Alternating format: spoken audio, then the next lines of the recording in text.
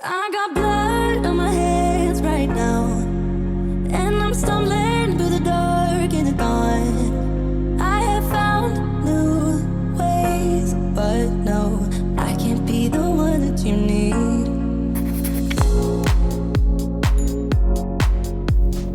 Hey guys, it's Yaya and welcome back to my channel and welcome back to the 25 DIYs of Christmas.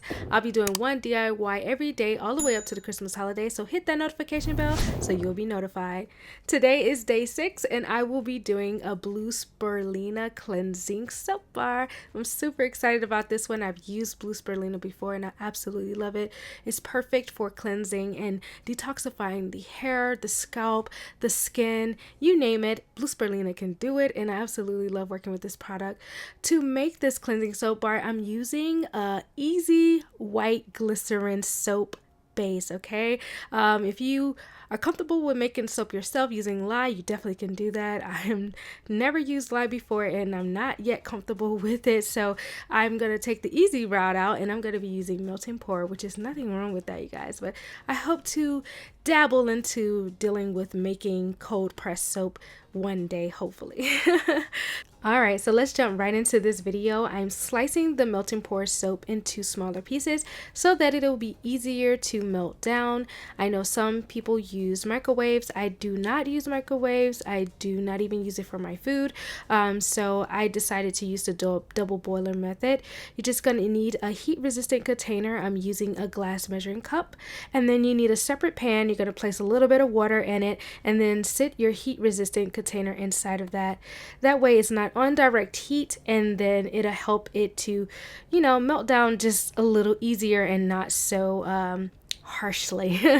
But to each his own. Okay, so I believe I have enough soap base here to make just about 3 to 4 bars. I think it went a little bit over that, which is perfectly fine, you guys. Just make sure you do kind of measure out what you want so that you can know it will fit into the molds, the soap molds that you have laid out. Okay, so while that melts down, let's talk about our blue spirulina. Blue spirulina is the pigment that is extracted from the blue-green algae, but it still has very similar, if not the same, benefits. It helps to heal damaged skin and hair, scalp, detoxify, cleanse, and it also helps to rejuvenate, so heal the skin if it's going through any kind of damage or any kind of ailments like eczema and other things like that. So it has amazing properties, even if you take it internally or externally in cosmetic products or for your skin. Okay, so what I'm doing here is I'm just gonna grind it down some more because we're putting it in the soap. I do not want it to be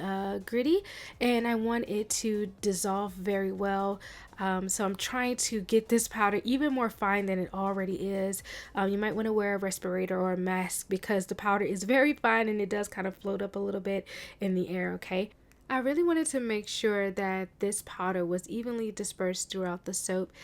So instead of just putting the spirulina powder directly into the soap, I decided to add some glycerin because blue spirulina is water soluble. So I felt like if I added glycerin, maybe it'll help it dissolve a little bit.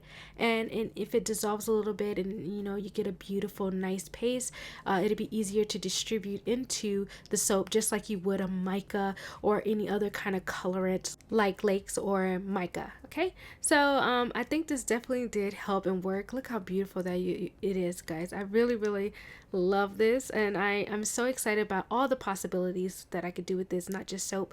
I will be testing it out in other things. Okay, so I'd highly recommend mixing it with glycerin first to help distribute it into the soap. Even still, I didn't get the vibrant blue color that I was hoping for. I think it has something to do with using the white melting pour base. So I do have the clear glycerin soap base, and I think I'm gonna try it with that to see if I'm able to get a more vibrant blue color. Another reason why I feel like I didn't get the vibrant blue color is because the melting soap base was hot. Of course, it has to be hot in order to melt it down, and then you need to get it into the soap mode before it cools off, or it's going to be impossible to work with. So it was just like there was nothing I could really do. Be in mind, spirulina is food, okay? It is something you eat. So the color is not as stable, okay? So I'm adding just a little bit of tea tree oil and also eucalyptus essential oils because I wanted to have that really fresh, cleansing, minty smell. So I really like it. I think I definitely want to play around with the scents a little bit more for this bar. They were okay. It was kind of what I was looking for, but it's just not there yet, okay?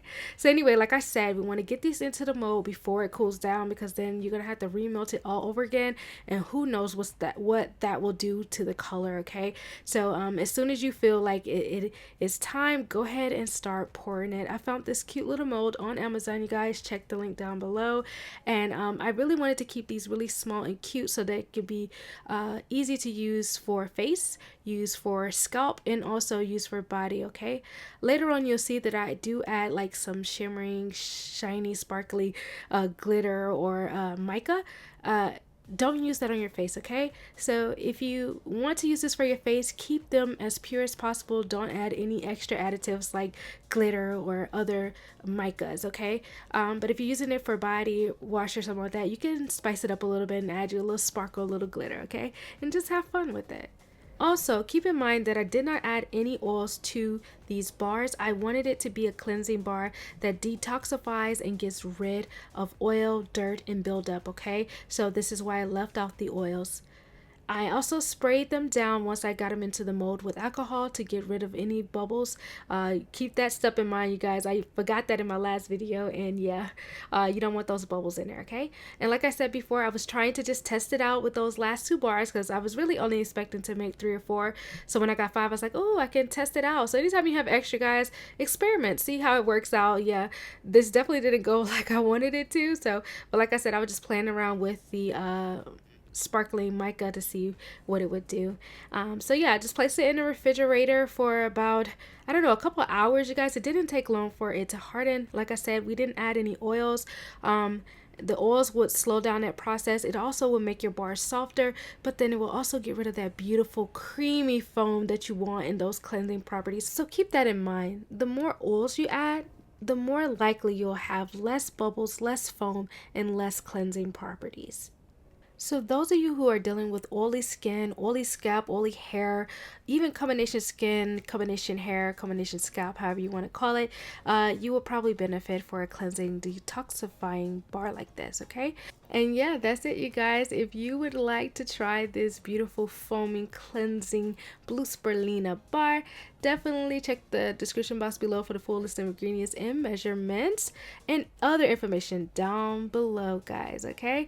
Also, leave a comment if you have any questions or requests.